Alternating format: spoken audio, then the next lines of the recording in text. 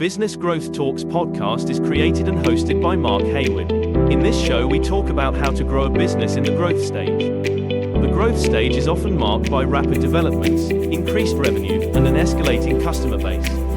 In each episode, we talk to entrepreneurs and business owners who have grown businesses, and we cover topics like scaling processes, market expansion, financial management, human resource and talent development, and customer retention. If you are looking for actionable advice, tips, and techniques on how to grow, run and build your business, this is the podcast for you. Welcome to Business Growth Talks. Today we have a special guest, which is Brandon Leibowitz, who is a founder and operator of SEO Optimizers, a digital marketing agency that has helped small businesses and medium-sized businesses boost their online presence since 2008. With over a decade of experience in SEO, social media marketing, and paid ads, Brandon has a wealth of knowledge on how to drive traffic and convert into sales. In this episode, we'll deep dive into Brandon's journey, the evolution of his business, and the impact he has made on his clients' success. So, Brandon, thank you very much for joining me today. How are you? I'm doing well. Thank you for having me on today. Absolute pleasure. I'm really looking forward to this conversation. With all of my guests, the first question I ask is, what does a business mindset mean to you? That usually means thinking in terms of a business and trying to figure out how to make your business functional, profitable, make sure it operates smoothly, make sure everything is working and that you're ultimately making a profit in the long run and not losing money, but just trying to think from a business point of view. Yeah, interesting. And so one of the questions I was going to ask about SEO optimizers, but you started in 2008. You had some time before in SEO in jobs before. What interested you into this type of digital marketing? I just fell into it, wasn't planning on it after I graduated from school. My degree was in business marketing and I graduated in 2007. And back then they didn't really teach you too much about digital marketing in school, but one of the first job opportunities was doing SEO and digital marketing, which I didn't really know much about it. And they said, don't worry, we're new to this as well. And we're going to learn with you, taking workshops and classes and seminars, and went to a few workshops with them where a lot of the people presenting were saying, I do SEO or I do digital marketing. And I have 10 websites. This is back in like 2007. And got me thinking, okay, they were talking about like drop shipping and affiliate marketing, but I realized I could do SEO full time at this company. And I could also go to a local restaurant or a doctor or a lawyer, something that's not a competitor of the company that I was working at, and pick up freelance clients here or there. And I've always had that entrepreneurial spirit where I knew I wanted to have my own company one day. And in high school, I had a skateboard clothing company. Once I went to college, I let that on the kind of fade away. I should have kept going with that, but I always had the entrepreneurial spirit. And then the digital marketing just called my name out because it was something new or newish back in 2007, and just got in early and just kept going with it ever since. Amazing. Thank you for sharing that. Now, let's go back. Tell me one thing about your upbringing which reflects on who you are today. I'd say my parents always instilled on me to just try hard and just don't get discouraged if things don't work out, and just try to persevere and push through. And that's helped me to learn that the ups and downs that happen having your own business are there, and just use them as learning experiences to help you grow, and don't get frustrated and just throw in the towel and give up, but just keep trying to push through and persevere. And how did they support you? Were they entrepreneurial themselves?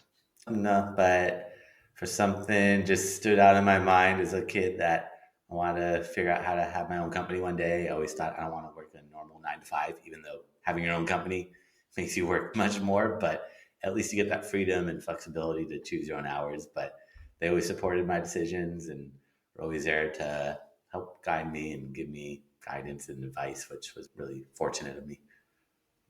So why do you think you were entrepreneurial? Why, like you didn't have the direction from your parents, although they supported you, which is fantastic. But what was that? What was it, an itch that you were trying to solve by different businesses? You said the skateboarding clothing company initially. Was it just an itch that you needed to keep on scratching?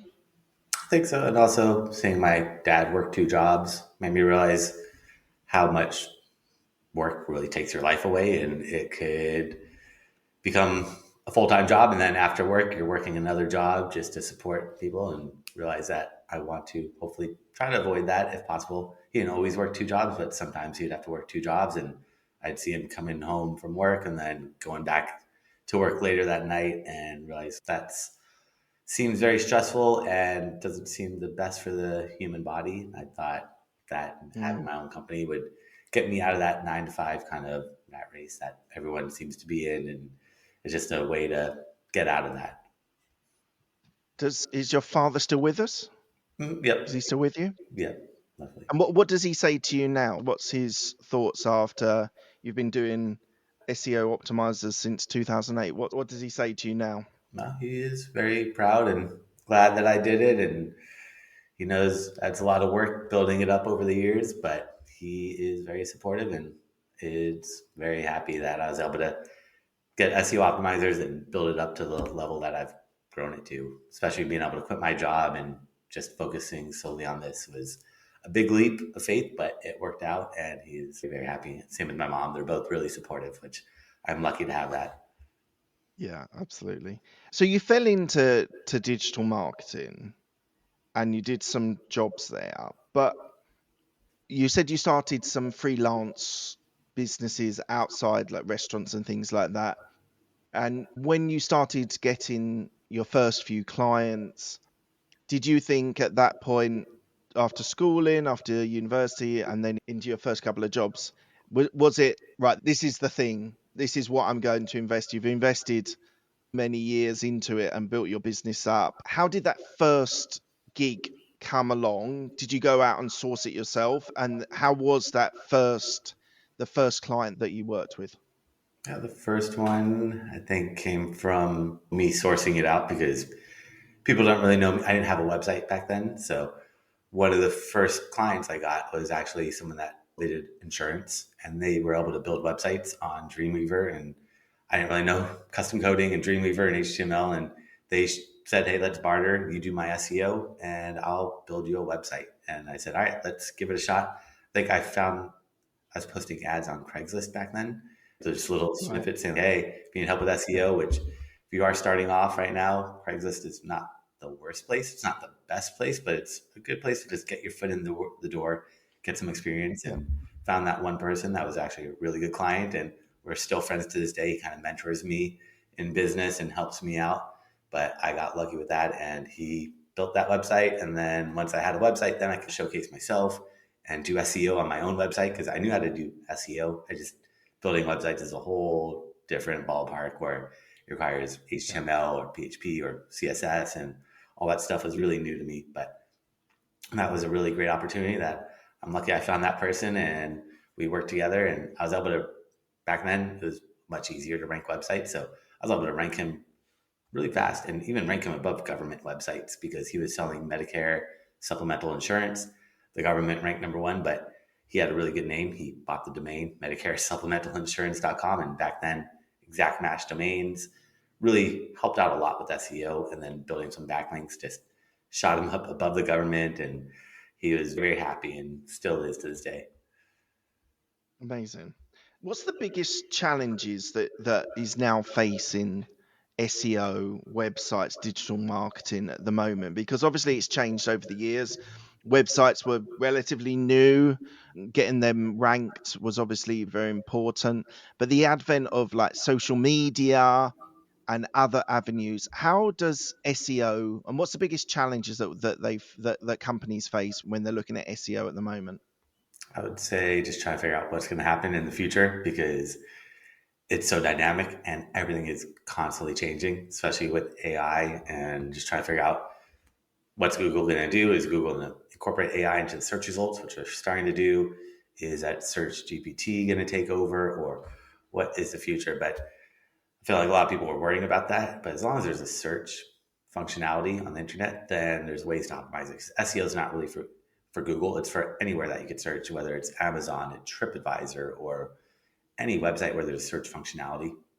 We'll just have to see what happens with Google, if Google sticks around, or is Google going to change, or is something else going to emerge. But I feel like that's really the mystery that everyone's trying to figure out, and we'll just have to wait because everything is so dynamic. Or maybe AI just passes like a fad, which I doubt that would happen. But you never Yeah. know until we see what's going to happen. So just trying to stay up to date with all the different changes and just trying to prepare for what may emerge and take over. So we'll come back to AI in a minute. It's obviously a very hot topic. There's lots going on there. And it's interesting you say, although Sam Altman at ChatGPT is saying that they're not going for search, a lot of people that I'm talking to are using ChatGPT instead of search. But we'll come back to that in a minute. So I do want to come up. But I just want to touch on, so what's social media? How has that impacted SEO? Because now smaller companies might be thinking that they need to be on TikTok to sell their product or service rather than building a website. Websites are not obsolete by any shape or form, but the idea of social media playing a massive impact on businesses, how do you see that? How has that been for you and your clients? Social media is a great way to break into a market because SEO does take about 6 months or longer, depending on the competition. Social media is a great way to just jump in there and you can start competing against these big corporate websites or social media accounts and start putting your content out there. But social media really started as social networking as a way to put a face behind the company because back in like 2007, 8, 9, you could buy off Amazon, but there's also Bob's TVs that might have been around for 50 years. And people are just like, I don't know who Bob's TV is. I don't trust this website. But social networking or social media let people build a Facebook page, let them ask questions, respond to questions, do status updates, get reviews. So it really helped build trust, like social trust, social proof. And now it's emerged to social media where everyone's just jumping on it and posting content all the time. And unfortunately now organically reach is so low that it's tough to do social media organically. It's more of a pay to play platform because if you post on, let's say, Facebook, 5 out of 100 people will ever see what you post without you having to click that little blue button and boosting the post. And also I try to think like social media, it works for some companies, but it doesn't really work for all of them. Like I do SEO. No. Not many people are going on my Instagram or TikTok. Some people do, but most people really find me on Google. And then they'll check me out on social media to make sure I'm real, legitimate, trustworthy. I have status updates, I have reviews and all that stuff. But if you're doing something like sports or entertainment, social media is your go-to because you could be posting 10 times a day about soccer or football or any sporting event and entertainment and news. So it really just depends on your audience. And I always tell people to try to take a step back and think, if you were looking for your product or service, where would you go? And that's going to let you hone in on what social media platforms you need to use, or maybe you don't need to use some of them. But ultimately, your website is yours and you get full control of it. So I usually tell people like social media is great, but I would use it as a way to get people to your website because on social media, there's ads, there's distractions, there's friend requests. There's too much noise on there. And people's attention spans are so short that they might be on your page for 1 minute and then they just get sucked into the algorithm and forgot about you. So try to always have a website because that's where you get the full control and you're not at the whims of these And social media companies. something when I was doing research, you said that business owners should stop spending money on ads. Why do you think that? Oh, that's kind of my pitch for SEO is they stop spending money on ads and get that free traffic. But ads do work as long as you're making more than you're putting in. So as long as you're making a positive return on ad spend, there's no real need to turn the ads off. But in the long run, you don't want to rely on the ads because they get expensive. And once you stop running the ads, you disappear. So in the short run, ads are great. In the long run, SEO is going to be a much better strategy. But I do remarketing ads. So that is one caveat I probably should say when I pitch myself is you have to have touch points. And someone comes to your website, most of those people, or about half the people, are going to leave. It's that bounce rate.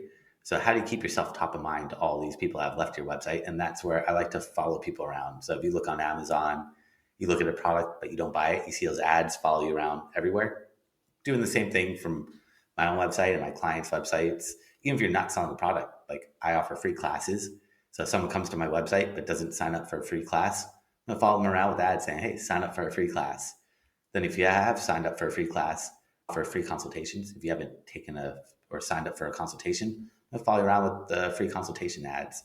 Then if you have taken a consultation but haven't signed up as a client, I could follow you around with testimonials and reviews from clients. So trying to segment your audience and remarketing works really well because it's warm leads and you could get away with a budget of $10 or $20 a day and be able to really. So how does that work? So you've got someone that comes to your website and then they leave.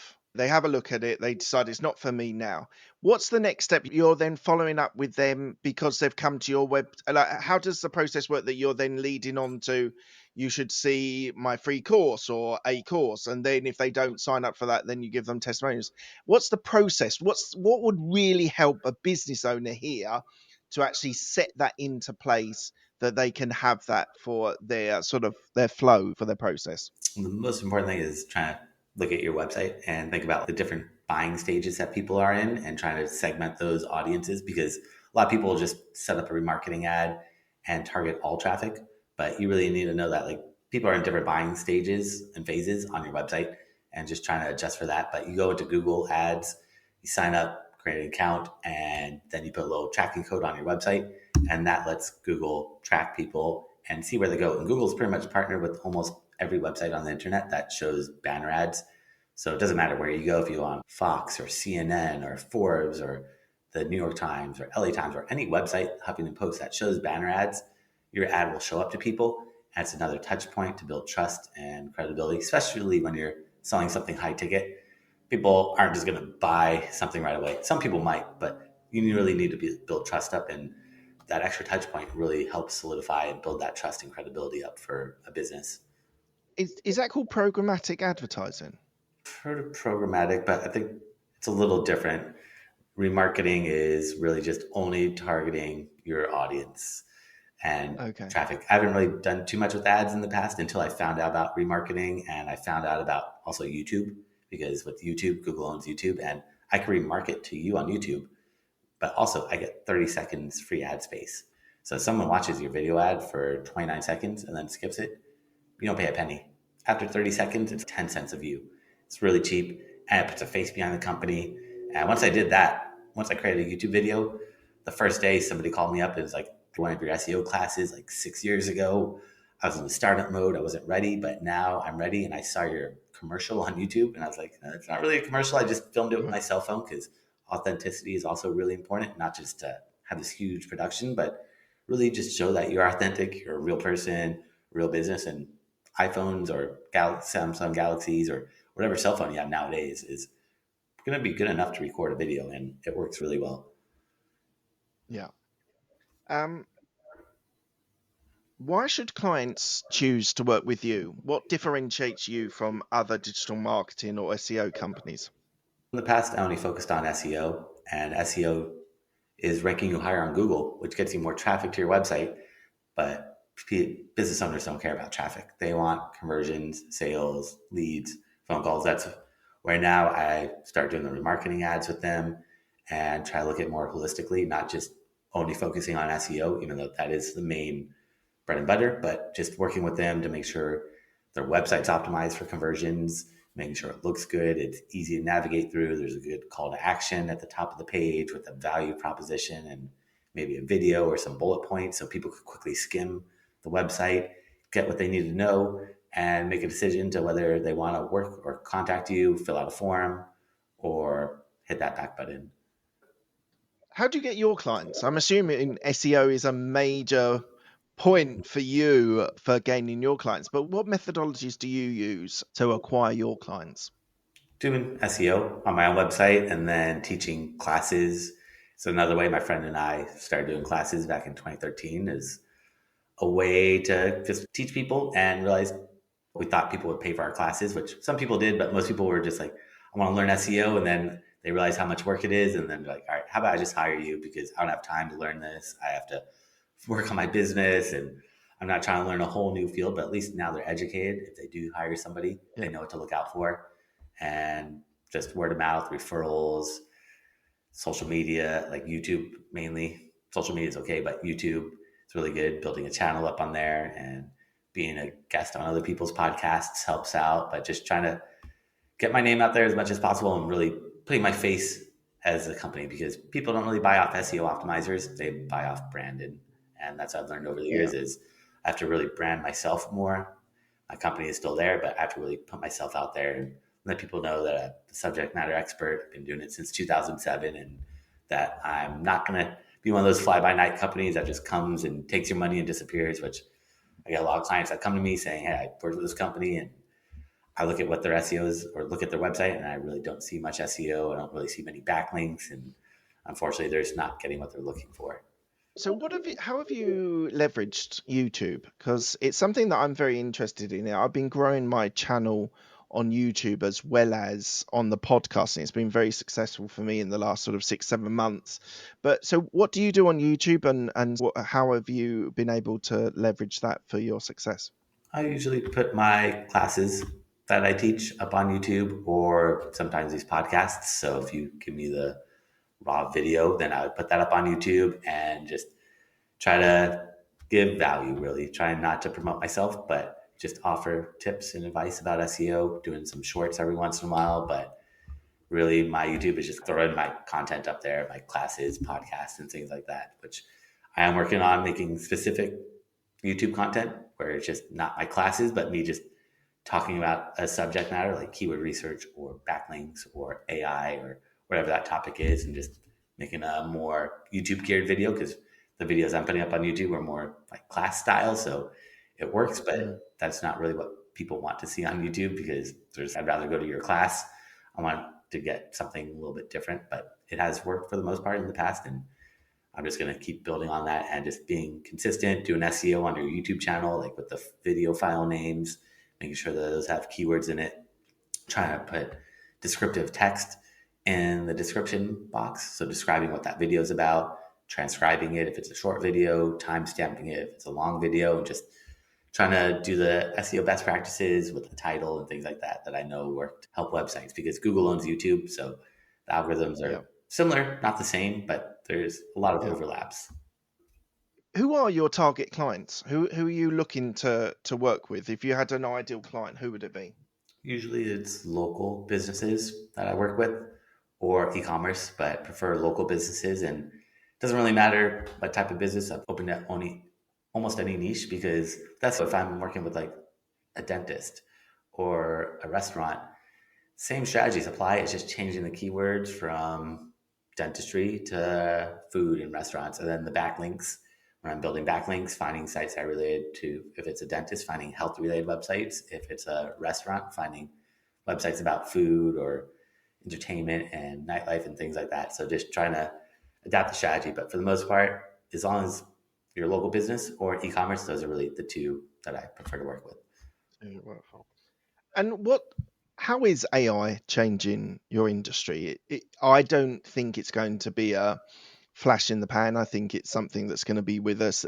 Whether a bubble bursts, who knows? But I do think that it's going to impact all industries and impact the way that we run things. But how are you embracing it? How are you working with it? And what's your view on AI? Yeah, it's definitely going to change things. It's already changed things a lot. And with SEO, a lot of work is creating content, creating articles or blogs or press releases. And all my writers, or not all of them, but majority of my writers are using AI. So I had to just let them go because I'm like, why am I paying you all this money when you're just using ChatGPT or another AI platform to just create this content? So I feel like, unfortunately, with like content creation, it's all going to disappear because AI is not accurate. So you can't just copy it verbatim. It does those AI hallucinations, but the more people use it, the longer it's around, the more accurate it's going to become. And then you probably could copy it verbatim. But right now it's really in its infancy. So I use it like as a tool to help out with like outlines or coming up with ideas for blog topics. But we'll have to see how effective it becomes at really giving you the right information. Because I've asked it before, like how many people search for this keyword, and it'll give me an answer, but then I'll check like the Google Keyword Planner, which is a free tool from Google that shows you how many people actually search for a keyword, and the numbers are going to be really off. So using it as a okay. So it's only for you a guide rather than anything accurate at the moment. For the most part, sometimes it's accurate, but it does those AI hallucinations and it doesn't tell you when it's making something up, which I feel like if it didn't know the answer, it should tell you that it's making it up and then still make it up and say, hey, here's what we think it is, but don't just make it up and think people are going to realize it because a lot of people just copy verbatim, throw it on their website, and they're going to put out misinformation. And Google said we don't care who writes the content anymore because they can't tell the difference. It's so good. but they just said it has to be accurate. It has to be helpful and beneficial. And that means you have to go through it, read it, make sure it's accurate, make sure it's giving you the correct information. Otherwise, it actually might do more harm than good. Yeah, and I've spoken to a lot of people in the AI industry and people that are using it. And what I say to new people that haven't used it very often is search something you know nothing about and look it over and see what it says. But then search something that you're an expert or that you know a lot in and see the comparison for you. And they're saying 75-80% of it is correct, but there is that still at the moment there is a 20% where it's not accurate, and as you say, they just make things up and it's not clear. Would that sort of assessment seem like you would say it's about 80% right? Is that what you're seeing? No, I'd say give or take around there. But yeah, it's pretty close. It's just not fully there yet. So give it some more time, let it learn. The more people that use it, the more it learns, and hopefully the more accurate it can become. Unless people just keep copying misinformation and throwing it up on their website, and then ChatGPT learns from that incorrect information. Hopefully that's not the case, because then it'd just be a downward loop spiral where it's just learning from itself and it's making up those hallucinations. But as long as you put out good information, I feel like you don't have to worry too much about that. Just tweak it, read it over before you post anything on the internet or online. Yeah, I would agree. Tell me about a success story with one of your clients, how you were able to impact their business by using SEO.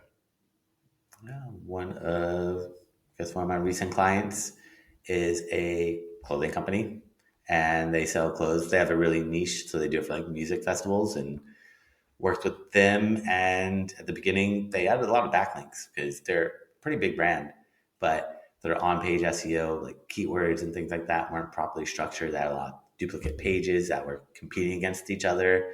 Because if you have two pages targeting the same keyword, Google doesn't know which page to show. So it's called cannibalization, where you cannibalize and become your own competition.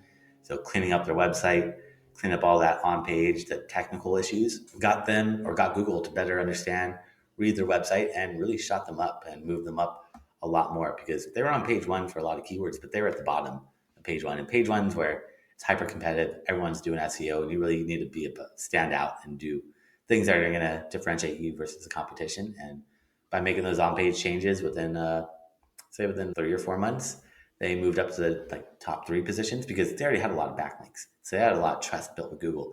It was just helping Google better read their website, which usually it's the other way around. Usually I work with people that don't have backlinks, and building backlinks takes months to get trust from Google. But So tell me what a backlink is. So a backlink is a clickable link from another website that points to yours. So let's say you're reading an article on the Huffington Post, and in there it says Brandon Leibowitz, and you click on it and it goes to my website. I'd be getting a backlink from the Huffington Post.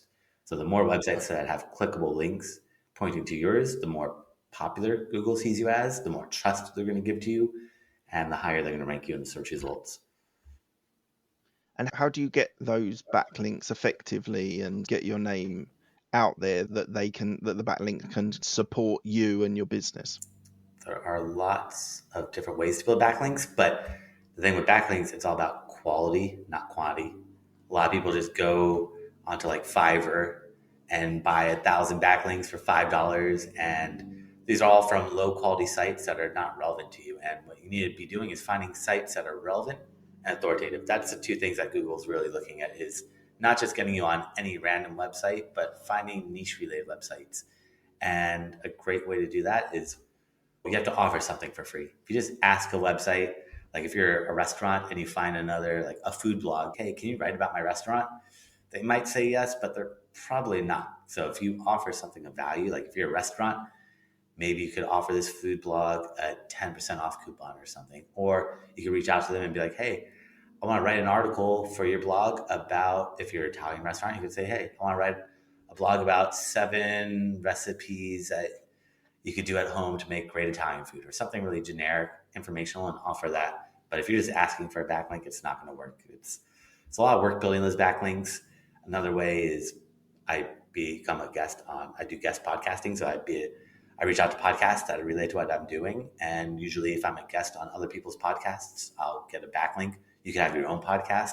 That's another way that you could get backlinks. You could join like a Chamber of Commerce in your area, or the Better Business Bureau, or use tools like Ahrefs or Moz or SEMrush. These are all paid tools, but they'll let you look at your competitors' backlinks. So I could go into Google, search for my keywords, see who's on page one for all my keywords, and throw them to these tools to look at their backlinks. And then one by one, I can reach out to sites that are relevant and authoritative. Because you don't want to just go after every backlink. You need to find ones that are related to your business and have some trust and authority with Google. How's it working with your team? Like, how many employees do you have? How are you remote working? How has that changed? Obviously, with the advent of COVID, it changed a lot of people's things. But how many employees have you got, and how are you managing them?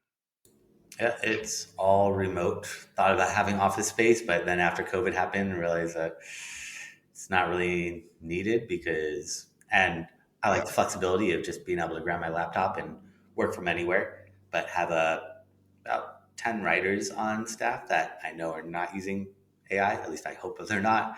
Tough to differentiate nowadays, but some of them like pride themselves. Like one is an English teacher and she's really against AI. So trying to find those good writers, it's very tough nowadays because everyone seems to be using AI, but having writers, I still rather have people write the content because you can't just rely on AI yet or fully yet. So having those writers and then having about 5 people that help me out with the backlinks, because a lot of the building backlinks is building relationships. It's like networking online Yeah. with other websites. And that means I have to reach out to other websites and build relationships with them. And that part is very tedious and takes a lot of time, but it is very effective if you build the right relationships and get the right websites to say yes to letting you work together and help each other out. Amazing. How have you evolved as a leader? It's been changing all the time and just trying to figure out how to lead and how to manage people and not getting away from the SEO because I still have to do it all the time and make sure it's all done properly, but also have to balance that with managing a team and leading a team. And that is something that I am still learning and it's still new to me because I started hiring people about 4 or 5 years ago. Before that, it was just me by myself. I work full time most of the time, working at like advertising agencies.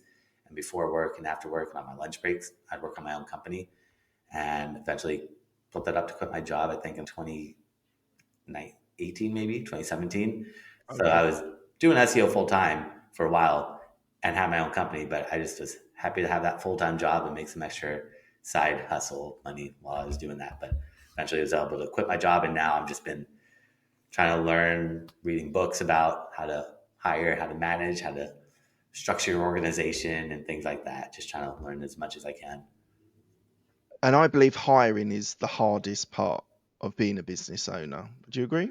Hiring and delegating and just letting go of things because as a business owner, you don't want to let go. No one knows how to do keyword research like I do, but if you make a good process and systemize it and then you have to train your employees. Sometimes you'll get ones that are really great, but a lot of times I've found ones that are good, but also need some training initially. But once they learn it, then it's nice to let things go and give you time back to focus on more important things like trying to market my business and market myself or being a guest on podcasts or just trying to work on other things to help grow the business and take it to that next level. What would you say your risk appetite is? I'd say it's more. I did wait about 10 years to quit my job. So I'd say, in terms of that, I was more or less risk averse right there. I wanted to just make sure everything was safe and that I had built my own freelance business up to where I was able to quit my job and not have to worry about if I lost a couple clients, what would happen. So I just jumped ship right away, like a lot of people might do, which is great if you want to do that. But I think my strategy was a little bit safer in the long run. It was a little bit slower, but it worked out. And I definitely am open to taking risks, but just trying to be more calculated and strategic with it and not just jumping ship and be like, all right, I hope it works out because if not, what am I going to do? I have to get another job, which getting another job in SEO back in the early 2000s wasn't that hard because not many people were doing it. So it was really easy for me to get a job, but I still didn't want to just jump ship because business owners didn't really understand what SEO is back in like 2007. Even now, business owners, they're getting more aware of it, but it's still, I have to educate them a little bit about how it works, the time frames and all that stuff so they could be aware of what they're investing in. And a client of a guest on my show, he said that it took him, and I'm assuming you would say you'd be able to do it quicker, but he said that his SEO strategy was a 10-year project for him to get at the top on every search that he wanted to be on top of. That seemed a little bit excessive. Like, I know a little bit about SEO, and I've had other people on my show in this field, and other people in networking have talked about how they can really change a business in 6 months, 3 months, 6 months, 9 months, 12 months. How do you structure when you're working with a new client? 10 years feels a little bit excessive, but what's your sort of process when you're looking to work with clients? How do you structure your arrangements with clients? It unfortunately could take up to 10 years or longer, depending on the competition. So if we go back to that clothing example that I mentioned earlier, they sold clothing for music festivals. But if they just sold clothing, then they're competing against Amazon and Target and all these big corporations. So that's where it comes down to the competition. The more competitive those keywords are, the more time it's going to take, because it really comes down to those backlinks. Backlinks really rank websites. And if you're competing against these big corporate websites, they have tens of thousands, hundreds of thousands of backlinks. And to build backlinks takes a lot of time. It's not easy to build backlinks. Like for my own website, I probably built maybe 500 backlinks over the past 17 years of doing SEO, because you don't want to build too many either. Those red flag. But if you're in a low competition industry, then you can get up there much faster. That's why I like local, because local businesses, you're not competing against the whole world. But I am in Los Angeles. So if I work with a restaurant in Los Angeles, it is hyper competitive, and it can take a couple of years. So finding more smaller cities where there's less competition, it's less saturated, then you can move up much faster. But it is not a one size fits all. Every website is different. And I've had clients that have had a website for 20 years, have a ton of backlinks, but their website was just really poorly built and Google couldn't read any of it. And just by making a couple changes, they just shot up to position number 1 and just started generating a ton of leads. But again, that's a rarity. Usually it's the other way around, where they're a brand new website or they've been around for a couple of years, but they don't have backlinks. And then building these backlinks, you can only build so many backlinks each month without triggering spam filters, because to Google, a normal website would be getting a couple backlinks every single month. And if you build 1,000 backlinks one month and then just stop, that looks really weird to Google. They look at there's a lot that Google looks at, and you have to really try not to leave any trails or breadcrumbs of what you're doing, because if they do see that you're doing SEO, they might penalize, or doing over optimization, they might penalize you and saying you're doing too much, because Google's ultimate goal is to get you to spend money on ads. SEO is just there to keep Google afloat, because if Google is all ads, nobody would go to Google. But Google doesn't really want you to click on the organic. They want you to click on those paid ads so they make more money, and that's all Google really cares about. Yeah. What do you still want to achieve in your business or life? I would say just building the business up more and just taking it to the next level, working on a book. So finished that book about a month or 2 ago, and now just trying to figure out how to publish it and get it out there, and then just trying to keep working on growing the business and just grow it as much as I can and just keep building it up. Amazing. What's the biggest struggle that you've had to face personally or professionally? Maybe quitting my job was a tough one, because I work at different advertising agencies as a director of SEO over the years, and they didn't mind me working on freelance clients. So it's like I was double dipping, getting paid full time from this one company, and then I work on my own freelance and get paid for my own one. And it was tough to just let that go, the agency that I was working at. But once I did that, I got so much more time back to work on my own company and work on my own clients, that it was a tough decision. And I probably struggled over that for 5 years, because I told one of my friends back in 2013, the one that I was doing classes with, that you should just quit your job or do freelance, and you don't really need to rely on these agencies. And he did it within the first year that I told him to do it. And he was really happy. He kept telling me to do it, but I was like, it's nice to double dip, and it's tough to just let go, because I'm doing SEO full time at an agency, and then doing SEO before work, after work, on my lunch break. So I'm just learning so much, and it's all helping one another out. But once I let go of the agency, it was a good decision. How did the company allow you to in essence double dip, and you could be competing with the agency, couldn't you, with your clients? Yeah, but I always made sure not to have those issues. So if someone did come to me, if I was working at the advertising agency, one of my clients was a car insurance company, and another car insurance company came to my freelance one, I would say no and just not have, because I didn't want to compete with them. So as long as they were different industries, they knew that. They're like, hey, you're learning SEO and you're doing SEO before work and after work. Great. That's going to make you more of a subject matter expert and help our clients out. So as long as I wasn't working at work on my own company, they're Yeah. perfectly fine with it, which is lucky. I had some companies that want me to let go of my freelance work, and I just told them I'd rather do my own freelance and have to let go of it because I was building up, and I always knew in the back of my mind that someday I would just go all in with this company. But at those times earlier, I just was happy to have a job after university and get some extra side hustle money. What's the role of video on websites now? How is Google analyzing video versus text? Google owns YouTube, so if you upload a video to YouTube, they'll try to give you the subtitles, but it's not accurate.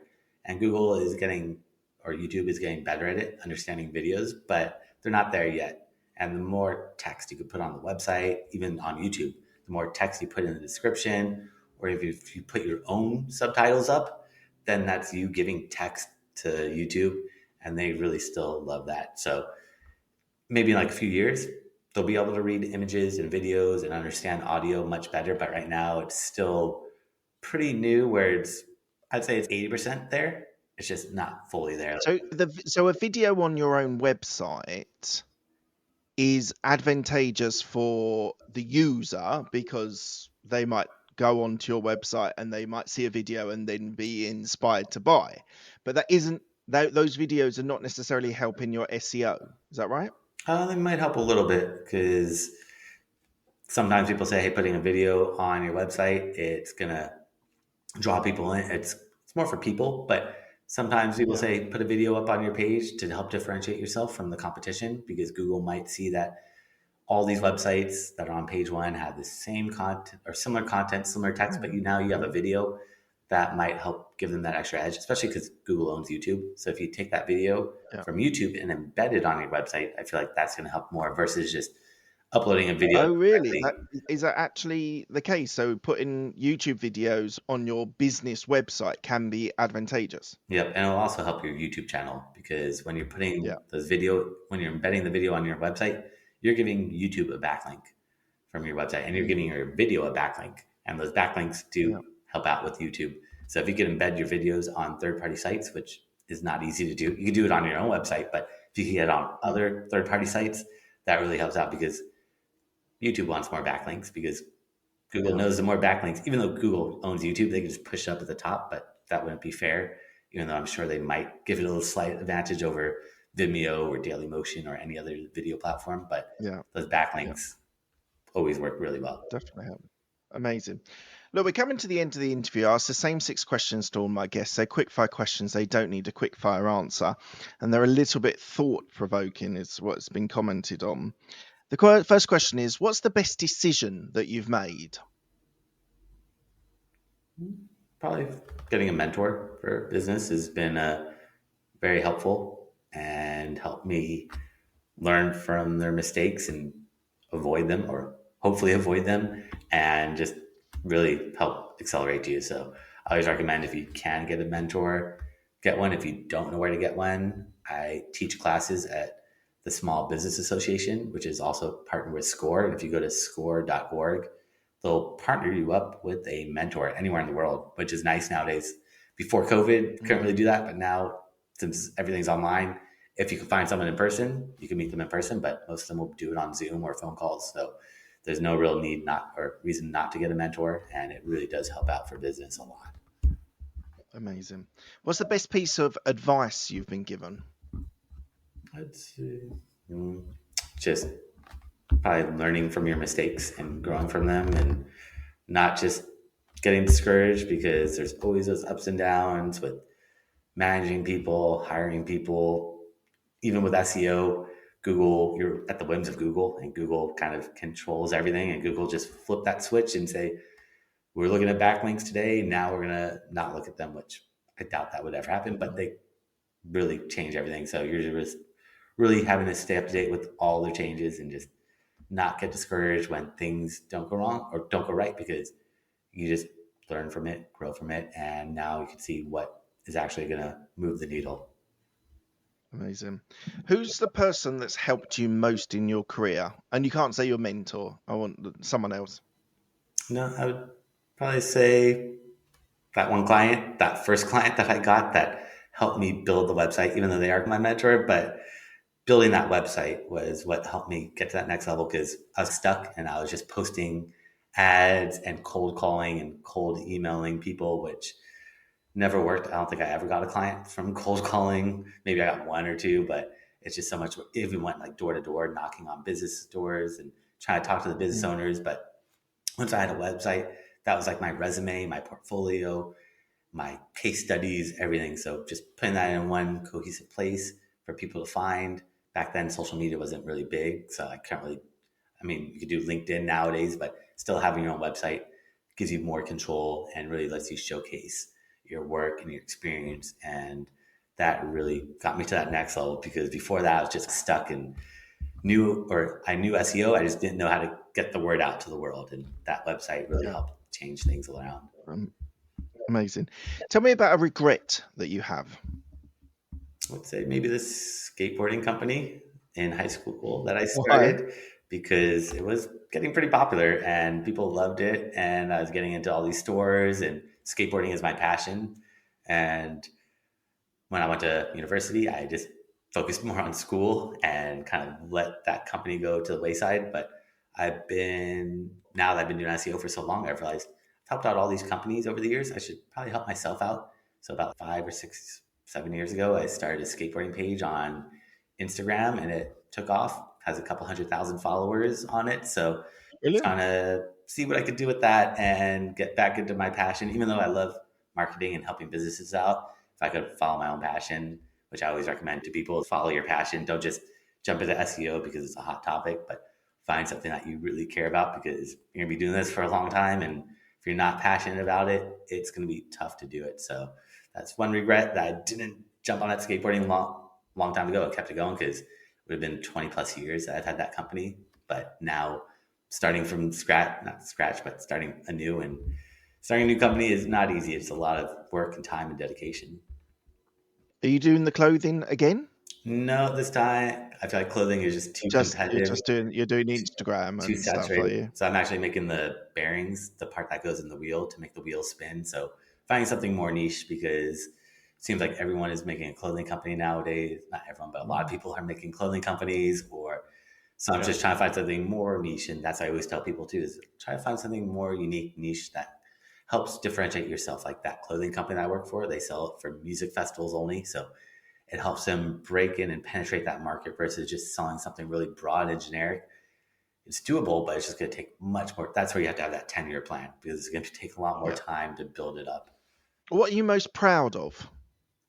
I'd probably say having my own company, quitting my job. That was very tough to do. And just letting go of that job and having my own company. I'm proud of myself for making it and building it up and being able to survive all these years and not have to. I've had those ups and downs where I was a little worried at times, but now it's really more stable and built it up and very happy that I was able to persevere, push through those ups and downs and not just say, all right, this is tough. Let me just stick with this 9 to 5 because it's constant income, it's stable.